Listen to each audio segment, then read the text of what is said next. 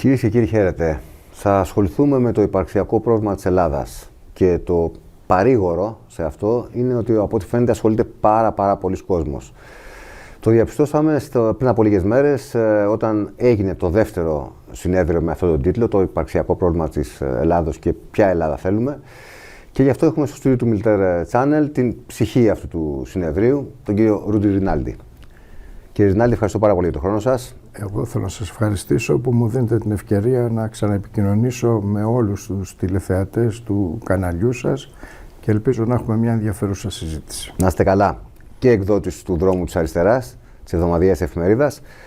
Ήταν πάρα πολύ ενθαρρυντικό το ότι υπήρξε πάρα πολλοί κόσμος που βρέθηκε στη Λεόντιο Σχολή, αλλά και χιλιάδες κόσμου παρακολούθησαν το συνέδριο από το διαδίκτυο για πάρα πολλές ώρες. Ναι, να δώσω κάποια στοιχεία για να καταλάβουν και οι τηλεθεατές για ποιο πράγμα μιλάμε. Ήταν ένα τριήμερο συνέδριο, ήταν το δεύτερο συνέδριο που κάνουμε. Το πρώτο το είχαμε κάνει το 2024 στο Εθνικό Ίδρυμα Ερευνών. Τώρα το δεύτερο το κάναμε στη Λεόντιο Σχολή και διήρκεσε από την Παρασκευή ως την Κυριακή το βράδυ και είχε 6 θεματικές συζητήσεις, 2 ζώνες ομιλιών και 9 εργαστήρια. Δηλαδή ήταν ένα πολυκεντρικό συνέδριο που είχε επικέντρωνε σε ένα κεντρικό θέμα που είναι η Ελλάδα που χάνεται, η Ελλάδα που θέλουμε, και το περικυκλώναμε το θέμα αυτό με διάφορες συζητήσεις, με επιστήμονες, με ακτιβιστές, με ανθρώπους που έχουν βγει μέσα από αυτές τις καταστάσεις και το παρακολούθησε πάρα πολλοί κόσμος.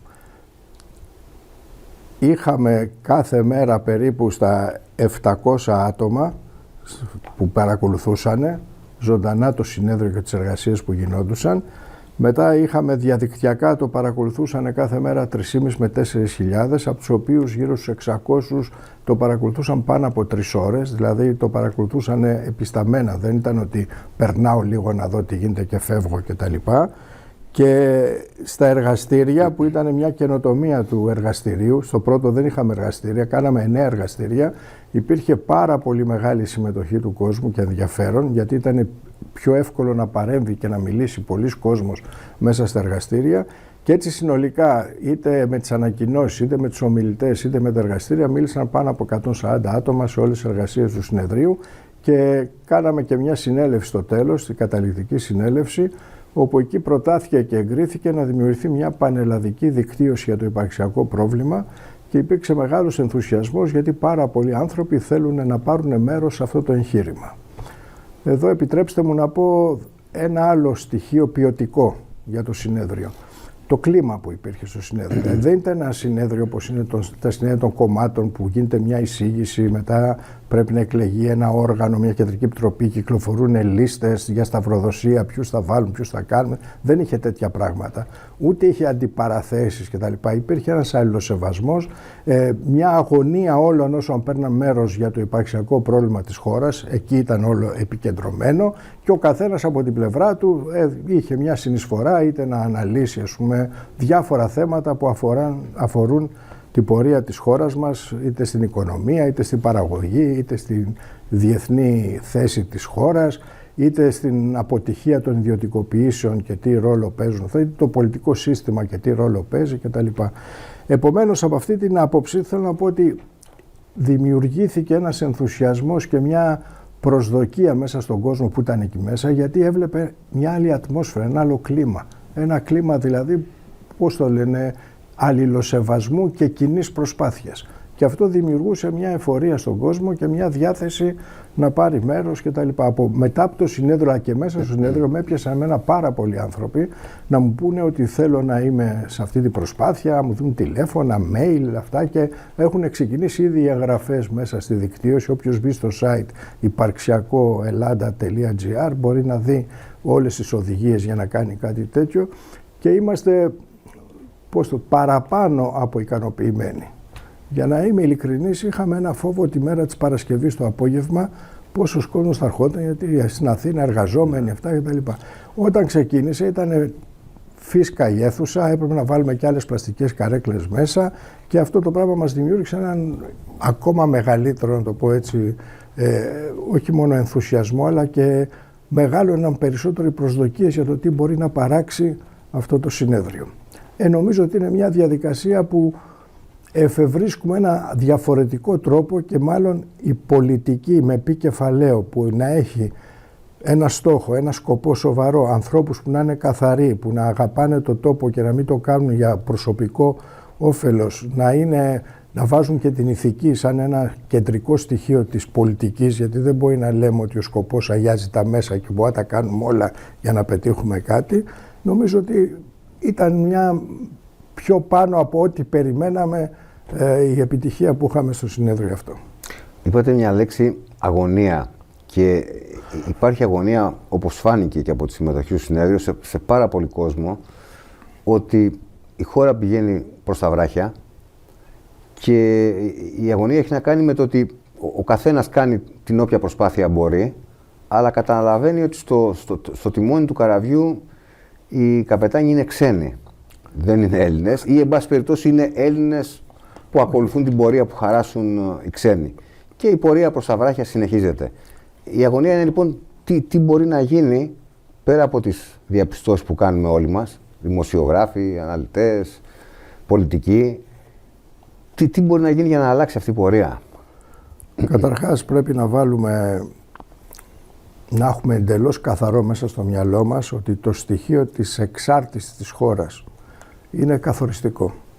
Δηλαδή στην Ελλάδα δεν υπάρχει απλά και μόνο μια εκμετάλλευση όπου κάποιες ελίτ, μια άρχουσα τάξη εκμεταλλεύεται τους εργαζόμενους, έχει τη φορολιστία κτλ. Όλα αυτά υπάρχουν και είναι αρκετά ελεύθερα να μπορούν να υλοποιούνται. Ναι. Υπάρχει και το στοιχείο της εξάρτησης, δηλαδή ξένα κέντρα, μεγάλες δυνάμεις, γεωπολιτικά συμφέροντα και στρατηγικές εκτιλήσονται και έχουν συγκεκριμένους σχεδιασμούς για τη χώρα και την κρατούν κάτω από κάποια δεσμά. Η Ελλάδα τελεί κάτω από δεσμά μνημονιακά. Το μεγαλύτερο ψέμα, το λέω και θα το ξαναλέω, της μεταπολίτευσης είναι ότι έχουμε βγει από τα μνημόνια. Τα μνημόνια θα κρατήσουν περίπου για άλλα 80-90 χρόνια. 90 νομίζω να έχουν μείνει. Ήταν 99, βγάζω τα 9. Σωστά.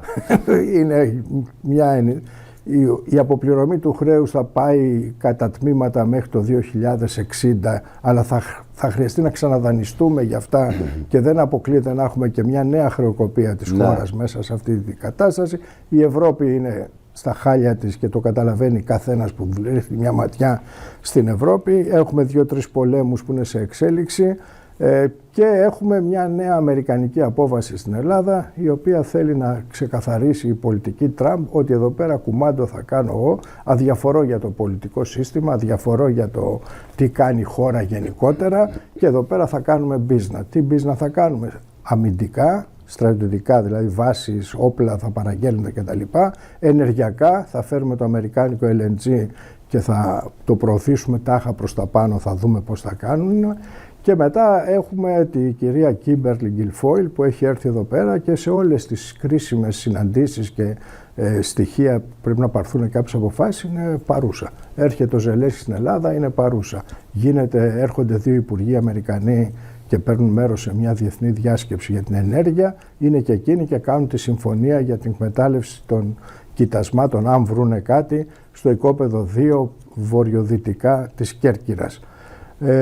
Και διακηρύσουν καθαρά ότι πρέπει να φύγουν οι Κινέζοι από τον Πειραιά και πρέπει να εκτοπιστούν και τα ρώσικα συμφέροντα, αν υπάρχουν τέτοια, και αν κάποιοι Έλληνες ολιγάρχες έχουν τα ραβέρια με τη Ρωσία και το φυσικό αέριο ή τα πετρέλαια, που ξέρουμε ότι γίνεται και ένα λαθρεμπόριο γύρω από αυτά. Και επομένως η νέα αμερικανική απόφαση έρχεται κεντρικά, παίζει ρόλο σαν ένας τοποτηρητής έπαρχος η κυρία Γκιλφόιλ. Συναντάει όλοι, χθες πήγε στη Βουλή και συναντήθηκε με τον Κακλαμάνη που της έδωσε και ένα τριαντάφυλλο στην είσοδο και ανταλλάξανε, λέει, δώρα. Έρχεται και ο ελπιδοφόρος από Αμερική, κάνει μια συζήτηση με τον Μητσοτάκη. Αυτή η συνάντηση που έκανε ο Πάπας με το Πατριαρχείο πάνω και αυτή έχει ένα γεωπολιτικό χαρακτήρα και εδώ πέρα θέλουν λιμάνι στην Ελευσίνα. Να παρακάψουν τελείως το Πειραιά που είναι κινέζικος, ας πούμε, με την Κόσκο. Άρα υποδομές και αμερικανικά συμφέροντα να το στήσουν. Θέλουν στο Θριάσιο να κάνουν μια τεράστια βάση logistic που να το είναι δικό τους και να το ελέγχουν. Θέλουν σύνδεση του Θριασίου με την Ελευσίνα και το αεροδρόμιο με κάποια μορφή, δεν ξέρω, είτε με μεταφορικά μέσα είτε και με σιδηροδρομική γραμμή. Θέλουν να κάνουν και στο Βόλο άλλη μία αυτή για το LNG για να μπορούν να ρέει πιο γρήγορα προς τα πάνω και θέλουν από εκεί πέρα όλες οι βάσεις να δυναμώσουν με την παρουσία τους για όλη την νοτιοανατολική Μεσόγειο. Βγαίνει και η κυρία Μπακογιάννη και λέει βεβαίως εγώ θέλω να φιλοξενήσω την κυρία Κύπερλη στα Χανιά για να πάει να δει και να κάνει και μια επιθεώρηση στη βάση της Σούδας. Δηλαδή το πολιτικό προσωπικό προσαρμόζεται σε αυτή την κατάσταση της νέας αμερικανικής απόβασης και δεν υπάρχει καμία αντιπολίτευση για αυτό το πράγμα. Δηλαδή αν την ίδια στιγμή ρίξουμε μια ματιά τι γίνεται με τα μπλόκα τα αγροτικά, δεν τους νοιάζει τι θα γίνει η πρωτογενής παραγωγή. Δηλαδή. Δεν τους νοιάζει. Η Ελλάδα θα είναι ένας κόμβος, θα είναι ένα πόρτο γκρέκο για όλες τις δουλειές που θέλουν να κάνουν και αδιαφορούν είτε για τη βιομηχανία που έχει αφελληνιστεί ή έχει γίνει μια μεγάλη αποβιομηχάνηση, είτε και για την αποκρατοποίηση ή την εγκατάλειψη όλης της περιφέρειας. Ας πούμε ότι αυτό είναι το σχέδιο για την ελληνική πλευρά. Διάβασα μια συνέντευξη την Κυριακή στη Καθημερινή του κυρίου Τόμ Μπάρακ, που είναι πρεσβευτής στην Άγκυρα, όπου αποκάλυψε το δεύτερο μέρος της αμερικανικής απόβασης στην περιοχή. Τι λέει πάνω κάτω? Πρέπει να γίνει μια νέα περιφερειακή τάξη πραγμάτων στην περιοχή. Ελλάδα και Τουρκία πρέπει να πάψουν να έχουν τις διαφορές που είχαν χιλιόχρονες. Δεν μετράει καν 74 Κύπρο, αυτά κτλ. Δεν τον ενδιαφέρει η κατοχή, αυτά τα σβήνουν όλα. Και σου λέει ότι θέλουμε να μεταφέρουμε και φυσικό αέριο και ό,τι άλλες ύλες έχει η Κασπία θάλασσα. Ναι. Οπότε Ελλάδα και Τουρκία, για να έρθει όλο αυτό το υλικό από Κασπία θάλασσα, είναι οι δύο πλευρές μιας πύλης προς τη Μεσόγειο και θα δούμε παρακάτω τι θα γίνει.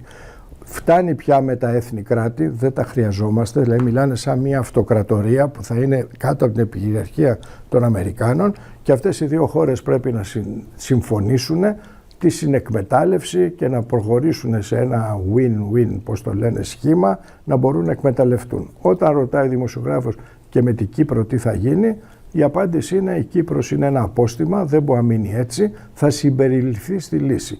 Τι ρόλο θα παίξουν οι ΗΠΑ? Θα παίξουν το ρόλο, θα είμαστε σαν ένα κονίωμα, πώς ενώνουμε δύο τούβλα, θα είμαστε εμείς αυτό το υλικό που θα ενώσει τις δύο αυτές χώρες και θα τις κάνει ένα χώρο για να μπορούν να εξυπηρετούνται τα συμφέροντα μας.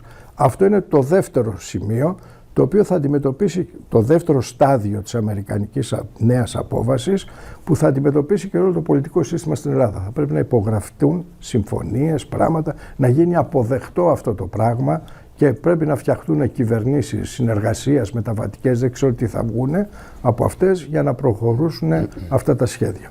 Άρα λοιπόν έχουμε ένα σύστημα πολιτικό και ολιγαρχικό στην Ελλάδα που είναι πλήρως υποταγμένο σε αυτούς τους σχεδιασμούς.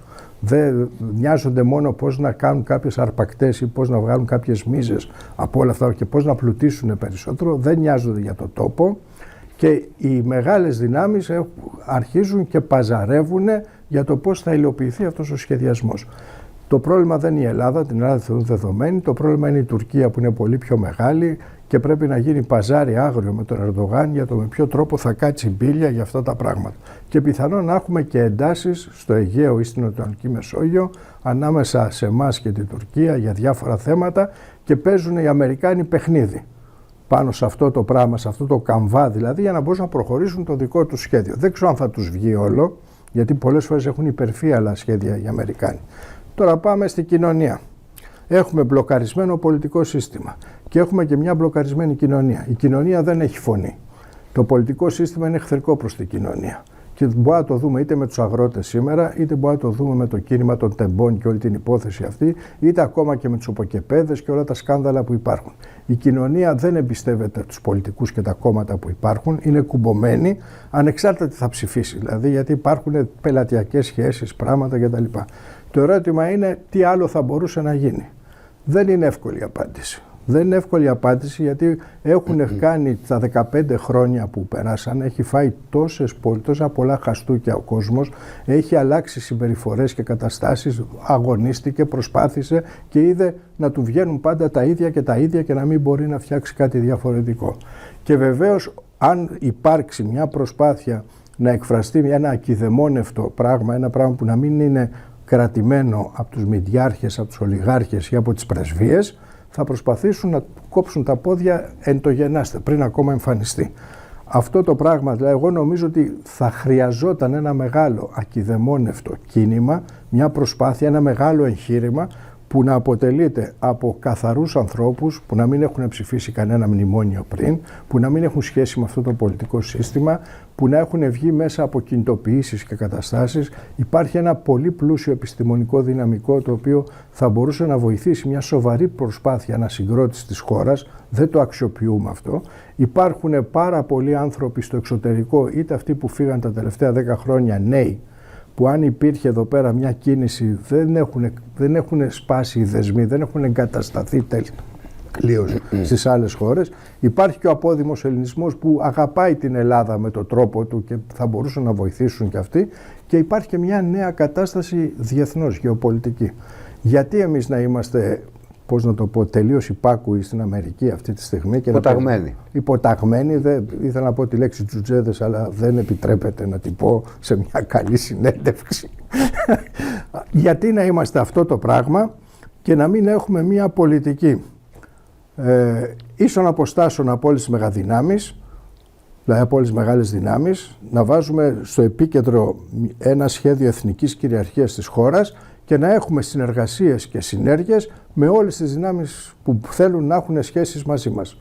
Δεν αποκλείω ούτε την Ευρώπη, ούτε την Αμερική, ούτε τη Ρωσία, ούτε την Κίνα κτλ. Αλλά αυτό βάσει ενός δικού μας σχεδιασμού για να μπορεί να σταθεί η χώρα, γιατί έρχονται μεγάλα κύματα, να το πω, γεωπολιτικά, που δεν ξέρεις τι θα γίνει η Ελλάδα σε 5-10 χρόνια. Δηλαδή αυτοί μπορεί να μοιάζονται ακόμα και να αλλάζουν σύνορα, να αλλάζουν καταστάσεις κτλ. Επομένως, αυτό αν γίνει λίγο καθαρό και αν υπάρξουν τίμιες προσπάθειες, πιστεύω ότι είναι όριμες οι συνθήκες να υπάρξει κάτι άλλο, αν υπάρχει σοβαρότητα, στοιχειώδης μελέτη του σχετισμού δύναμης, δηλαδή αν δεν υπολογίσεις ποιες δυνάμεις παίζουν και πώς πάνε, με κάποιο σχεδιασμό για την οικονομία και την παραγωγική ανασυγκρότηση. Δηλαδή αυτή τη στιγμή θα έπρεπε να γίνει ένας μεγάλος παλαϊκός ξεσηκωμός, να υποθεί ότι πρέπει να ενισχυθεί η πρωτογενής παραγωγή. Δηλαδή ήταν 40%-45% αγροτικός πληθυσμός το 1970. Το 1990 έγινε γύρω στο 20%, τώρα είναι στο 7% που ασχολούνται με τη γεωργία. Στο ΑΕΠ συμμετέχει με 4% η πρωτογενής παραγωγή. Και η πολιτική της Ευρωπαϊκής Ένωσης ή και των κυβερνήσεων είναι να καταστραφεί η γεωργία. Δεν τους ενδιαφέρει και η περιφέρεια. Θα έπρεπε εδώ πέρα να ξεσηκωθεί ένα μεγάλο ρεύμα και ένα κίνημα μέσα στην κοινωνία που να πει ότι δεν μπορεί να μην είναι η Ελλάδα, να μην έχει αυτάρκεια, διατροφική αυτάρκεια δηλαδή. Αυτός είναι ένας στόχος εθνικός και κοινωνικός που αφορά όλους τους Έλληνες, από είτε στον Εύρο είτε στην Κρήτη είτε οπουδήποτε δηλαδή, και θα έπρεπε να μπουν και τέτοιοι στόχοι. Τα κόμματα νοιάζονται για το ποσοστό τους, δηλαδή κάνουν γκάλοπ, κοιτάνε τι θα γίνει, πώς θα γίνει, ποιος θα κάνει κόμμα, ποιος δεν θα κάνει κόμμα, πώς θα το φτιάξουμε, τι κυβέρνηση θα φτιαχτεί, πώς θα απαλλαγούμε από το Μητσοτάκη για να μπει κάποιος άλλος στη Νέα Δημοκρατία, τι θα κάνει ο Τσίπρας με το βιβλίο του και όλο αυτό που ζήσαμε χθες, που είναι μια ντροπή δηλαδή να το βλέπει κανείς έτσι όπως εκτιλήσεται κτλ. Και νομίζω ότι από την άλλη πλευρά θα κοιτάξουν να μπλοκάρουν τα πράγματα και να συνεχιστούν έτσι όπως είναι. Και από την πλευρά τη δική μας θα πρέπει να γίνουν σοβαρές προσπάθειες να ξεπεραστούν οι υποκειμενισμοί, μικρότητες αυτό και διχόνοιες και να υπάρξει ένα μεγάλο ενωτικό ακιδεμόνευτο ρεύμα μέσα στην ελληνική κοινωνία που να ενοποιείται πάνω σε στόχους και να ξεκαθαρίσουμε ποιοι πρέπει να είναι αυτοί οι στόχοι και πώς να φτάσουμε σε αυτούς.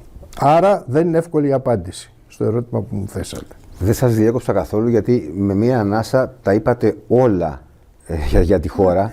Και περιγράψατε πραγματικά με πολύ απλά λόγια τι εννοείται όταν λέτε υπαρξιακό πρόβλημα της χώρας. Οι Αμερικανοί λοιπόν μας βλέπουν σαν Πόρτο Γκρέκο, όπως είπατε. Ο Αμερικανός πρέσβης στην Τουρκία, και καλά κάνατε και επισημάνατε τη συνέντευξη, γιατί δεν έχουμε προλάβει να ασχοληθούμε και ήταν λάθος μας. Ο κ. Μπάρακ λέει απόστιμα την Κύπρο. Στην Αθήνα δεν ανοίγει μύτη σε ό,τι αφορά το πολιτικό σύστημα. Αν δεν μας λέγατε για τη συνέντευξη του κ. Μπάρακ στην Τουρκία, δεν θα είχαμε δώσει τη σημασία που πρέπει, γιατί το ακούσαμε να γίνεται πουθενά ως θέμα συζήτησης, να γίνει λίγο ντόρος. Και αναρωτιέμαι αν θα πρέπει, επειδή μας πιέζει ο χρόνος, για τη χώρα εννοώ, όχι την εκπομπή, λοιπόν, μήπως θα πρέπει να δούμε κινηματικές διαδικασίες, διαδηλώσεις για αυτά τα θέματα. Μήπως θα πρέπει ο κόσμος, όπως σωστά ενεργοποιήθηκε για το θέμα των τεμπών, σιγά σιγά να αρχίσει να κινητοποιείται και για τέτοια θέματα. Συμφωνώ απολύτως ότι πρέπει να... Γιατί δεν θα υπάρχει χώρα σε λίγο, Τσίπος. Ακριβώς. Νομίζω ότι είναι πολύ σωστή η παρατήρηση που κάνετε. Παρατηρώ όλες τις δημοσκοπήσεις. Πέρα το ότι εκφράζεται μια οργή του κόσμου, ακόμα και στις δημοσκοπήσεις, δηλαδή όσο και αν πειράξουν τους αριθμούς, γιατί οι δημοσκοπήσεις είναι ποιος την παραγγέλνει, του φέρνουμε και κάποιους αριθμούς. Πώς θα πληρώνεις, βέβαια. Ωραία. Αλλά αυτή την απόσταση που έχει ο κόσμος ή η αδιευκρίνηση ψήφος ή ο κανένας, όταν ρωτάνε ποιος είναι ο καταλληλότερος πρωθυπουργός και βάζουν 5 ονόματα, ας πούμε, και ο κόσμος βγάζει πρώτο το κανένα, δηλαδή, είναι ενδεικτικά μιας ορισμένης κατάστασης. Προτιμά το χάος, ναι. Ναι, αλλά παρατηρώ τις άλλες ερωτήσεις. Βάζουν κάποιες λέξεις, ακρίβεια, διαφθορά, δικαιοσύνη, αυτά κτλ. Τα ζητήματα, τα γεωπολιτικά, τα εθνικά κτλ. Τα αφήνουν επιμελώς πολύ χαμηλά ή δεν ρωτάνε αυτά τα θέματα τον κόσμο και προσπαθούν να είναι χαμηλωμένο το ενδιαφέρον, ας πούμε, του κόσμου γύρω από αυτά τα θέματα. Την ίδια στιγμή που ο κόσμος, νομίζω, κάτι αντιλαμβάνεται ότι γίνεται. Δηλαδή, δεν μπορεί να γίνεται αυτή η νέα αμερικανική απόβαση και να σφυρίζουν αδιάφορα όλοι ότι δεν τρέχει τίποτα. Ας πούμε, χθες, για παράδειγμα, ο κύριος Τσίπρας μιλάει για μια νέα μεταπολίτευση, αλλά δεν βάζει καθόλου το θέμα της εθνικής ανεξαρτησίας και της λαϊκής κυριαρχίας. Ο Ανδρέας Παπανδρέου, ας πούμε, το 1974, το 1976, το 1981 έθετε αυτά τα θέματα, άσχετα τι έκανε μετά. Αλλά θέλω να πω ότι ακόμα και στην εκφώνηση, γιατί προσπαθεί να αντιγράψει κάποιους και τέτοια θέματα, ας πούμε, δεν υπάρχουν καθόλου. Θέλει, λέει, ένα πατριωτισμό ενάντια στους ολιγάρχες, ένα πατριωτισμό χωρίς πατρίδα. Δεν τον ενδιαφέρει. Είναι περήφανος για τη Συμφωνία των Πρεσπών. Είναι μέσα στο κόλπο αυτό της νέας περιφερειακής τάξης πραγμάτων, όπως και όλος ο πολιτικός κόσμος. Δηλαδή όλος ο συστημικός, κυρίαρχος πολιτικός κόσμος είναι μέσα σε αυτό το σχεδιασμό και θέλουν τη φτερούγα είτε της Αμερικής είτε του Ισραήλ και να λένε αυτοί μας δίνουν προστασία. Και δεν υπολογίζουν καθόλου την πορεία της χώρας και πώς θα πάει. Αλλά θέλω να πω ότι δεν μιλάνε για αυτά τα θέματα. Ενώ αυτά συζητιόνται, να το πω έτσι, στις κατηδίαν συναντήσεις και συζητήσεις που κάνουν με τις πρεσβείες, που κάνουν με τους ολιγαρχικούς κύκλους, με το τι ιστορίες, τι business θα προωθηθούν, τι θα γίνει με τους Κινέζους στο λιμάνι, τι θα γίνει με τους Ρώσους, τι θα γίνει με τους εφοπλιστές, τι θα γίνει με αυτά. Συζητούν και τα γεωπολιτικά στοιχεία. Όταν μιλάνε με το πόπολο, στις δημοσκοπήσεις, στα πράγματα αυτά είναι τελείως κατεβασμένα και αν ανοίξουμε ένα δελτίο ειδήσεων, θα δούμε, ας πούμε, πρώτα το εγκληματολογικό δελτίο, εγώ το λέω εγκληματικό δελτίο, ο φόνος, ο τάδε, πώς τον σκότωσε, πώς τον έπνιξε, πώς τον έκανε, πώς τον έκανε, σαν να είμαστε όλοι από κανίβαλοι και δεν ξέρω κάτι άλλο, να υπάρχει ένα τεράστιο, όχι πως δεν υπάρχει εγκληματικότητα και η βία, αλλά αυτά, πώς το λένε, δημιουργούν μια σαν κλειδαρότρυπα να μάθει ο κόσμος λεπτομέρειες γύρω από αυτά τα θέματα. Μετά, άμα είναι να βγει ένα βιβλίο ή να είναι η στέψη του βασιλιά Καρόλου ή να είναι κάποιο άλλο γεγονός, έχουν τον τρόπο να σου αποσπάνε αυτό, μετά σου βάζουν 1002 εικόνες που δεν καταλαβαίνεις πώς συνδέονται μεταξύ τους, κάτι αποσπασματικές ειδήσεις μεταξύ τους, σε πυροβολούν συνέχεια και τελειώνει το θέμα εκεί πέρα. Δηλαδή γίνεται και μια πλήση εγκεφάλου αλλά και μια χειραγώγηση περισσότερο στον κόσμο. Ο κόσμος μπορεί να παίζει με το κινητό και να ενημερώνεται από εκεί, αλλά και η ενημέρωση από το κινητό είναι πολύ μικρή και είναι και αυτή διαβαθμισμένη και περνάει μέσα από διάφορα φίλτρα και όποιος έχει πολλά χρήματα μπορεί να δημιουργήσει ένα κλίμα.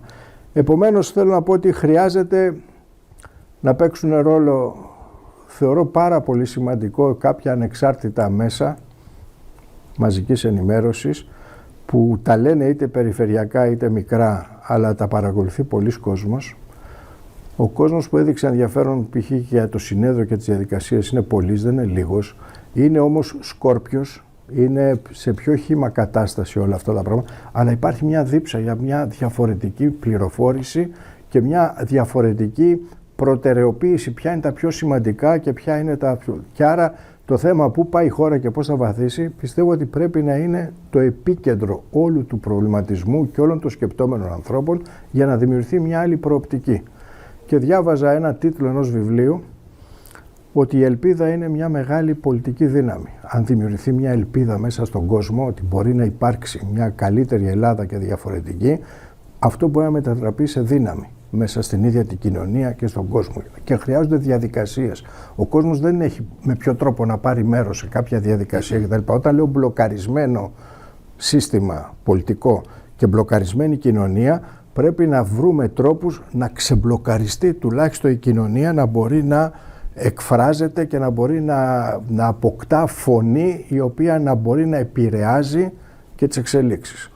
Υπάρχουν παραδείγματα, ας πούμε η απεργία που έκανε ο Πάνος Δρούτσι για 23 μέρες στην Πλατεία Συντάγματος, για ένα απλό αίτημα ότι θέλω να κάνω εκταφή του πεθαμένου μου παιδιού για να δω από τι πέθανε, αγκαλιάστηκε από όλη την κοινωνία και έφερε αποτέλεσμα. Δηλαδή θέλω να πω ότι σε πολλά θέματα μπορούμε να έχουμε και αποτελέσματα να αγωνιστεί κανείς με σαφείς στόχους, με αιτήματα που να είναι δίκαια, που να τα καταλαβαίνει ο καθένας, να μην είναι καταλαβίστικα ή μπερδεμένα στις γλώσσες που μιλάνε διάφοροι και να πετύχουμε πράγματα σε πολλούς τομείς. Δηλαδή το να ενισχυθεί η αγροτική πολιτική, η αγροτική παραγωγή και να μην διαλυθεί, θα έπρεπε να μην διαλυθεί όλη η Πίνδος, να γίνουν δρόμοι, να καταστραφεί όλη η Πίνδος για να βάλουν ανεμογεννήτριες και να φυτεύονται ανεμογεννήτριες αντί να έχουμε, πρωτογενή παραγωγή. Είναι ένα θέμα που μπορεί να το καταλάβει ο καθένας. Δεν είναι τοπικό θέμα, δεν είναι θέμα που το βλέπει ο άλλος για το δικό του όφελος, τη δική του ιδιοτέλεια κτλ. Και βλέπω και, εμείς παίρνουμε σιτάρι, εσείς θερίζετε Φεράρι. Αυτό δηλαδή αρχίζει, μετά στολίζουν τα τρακτέρ με φώτα χριστουγεννιάτικα και σου λέει θα γίνει διάλογος και θα γίνει διάλογος εκεί που θα είμαστε εμείς. Δεν θα έρθουμε εμείς άμα δεν σκύψετε εδώ πέρα και μας φέρετε με αλαζονία. Οι ταξιτζίδες είχαν μια απεργία 48 ώρη, τους φέρθηκε ο Κυρανάκης πολύ έτσι, άρα αποφασίσαν να κάνουν άλλη μια απεργία, μια μέρα και σήμερα απεργία. Θα κάνουν και σε λίγο καιρό κι άλλη πανελλαδική. Αν συγκλίνουν τέτοια πράγματα, κοινωνικά ρεύματα, αγρότες, ταξιτζίδες, εργαζόμενοι, 13 ώρα σεζόν και όλα αυτά που έχουν καθεστώς γαλέρας δηλαδή και υπάρξει ένας ξεσηκωμός και ένα αίτημα να αλλάξουν τα πράγματα πραγματικά και όχι να φύγει μόνο αυτός που πρέπει να φύγει, ο σημερινός πρωθυπουργός, αλλά και αυτός που θα έρθει, αυτοί που θα έρθουν να ικανοποιήσουν αυτά. Αν δεν μπορούν να τα ικανοποιήσουν αυτά, να φύγουν και αυτοί, να φεύγουν όλοι μέχρι ότου να υπάρχει μια διαφορετική πορεία σε όλη τη χώρα και την κοινωνία. Και άρα ένα πατριωτικό, δημοκρατικό, ακιδεμόνευτο κίνημα είναι υπεραπαραίτητο ρεύμα, ένα τέτοιο ρεύμα μέσα στην κοινωνία. Αυτό ίσως ξεμπλοκάρει κάπως τα πράγματα. Κύριε Ρινάλη, σας ευχαριστώ πάρα πολύ για την ελπίδα. Να είστε καλά. Ευχαριστώ κι εγώ.